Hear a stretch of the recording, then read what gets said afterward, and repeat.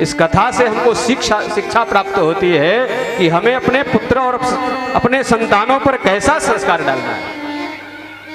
किसी बड़े कवि ने लिखा है, पिता रोटी है, कपड़ा है, मकान है, पिता छोटे से परिंदे का बड़ा आसमान है। जिसके घर में पिता नहीं होते उससे पूछो पिता अपने बच्चों के लिए क्या होता है। ये तो जिस बच्चे के पास पिता नहीं है उससे पूछो। पिता रोटी है, कपड़ा है, मकान है, पिता छोटे से परिंदे का बड़ा आसमान है, पिता जीवन है, संबल है, शक्ति है, और पिता सृष्टि के निर्माण की अभिव्यक्ति है।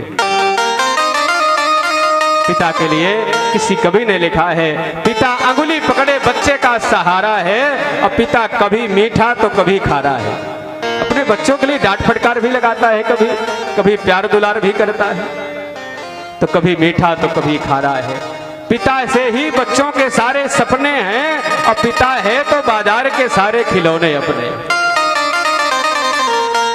पिता को प्रताड़ना जो करते हैं, माता को जो कष्ट देते हैं, वो हमारे संस्कारों का अभाव है प्यारे। इसलिए हमें संस्कारवान खुद बनना है और आने वाली पीढ़ी को भी संस्कारवान ही बनाना है। कहते हैं पिता से परिवार में प्रतिपल राग है, और पिता से ही माँ की चूड़ी बिंदी और सुहाग है।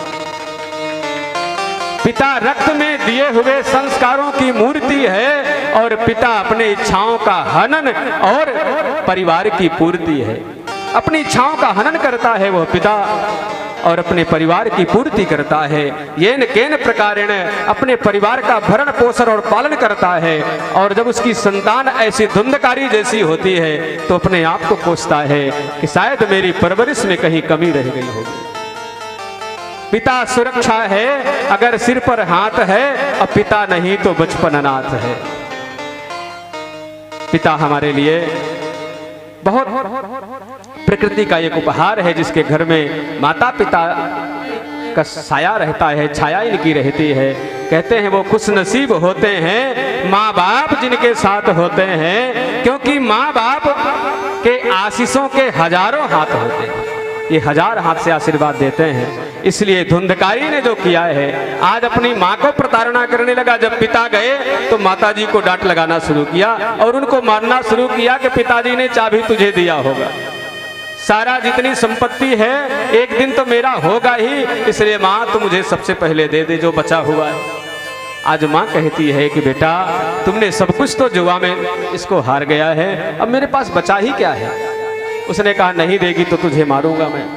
आज उसने अपनी माँ को एक डंडी जलती हुई आग को लेकर के उसको मारने के लिए दौड़ाया है। वो व्याकुल बेचारी माँ भागती हुई प्राण रक्षा के लिए जब घर के बाहर भागी है तो एक अंधा कुआं है और उस कुएं में गिर गई है और उसके माँ के प्राणांत हो गए हैं। विचार करिएगा कि इस धुंधकारी ने अपने माता पिता के साथ कैसा व्यवहार किया है। आज इस धुंधकारी की कथा हम लोग कह रहे हैं, इसलिए नहीं कह रहे हैं कि हमारा जीवन धन्य हो जाएगा इसको सुन करके, अपितु इसलिए कह रहे हैं कि ऐसा धुंधकारी पुत्र किसी के घर में ईश्वर करे ना हो। हमें अपने पहले से सावधान होकर के अपने पुत्र को संस्कारवान बनाना है, अपनी संतानों को संस्कारित बनाना है।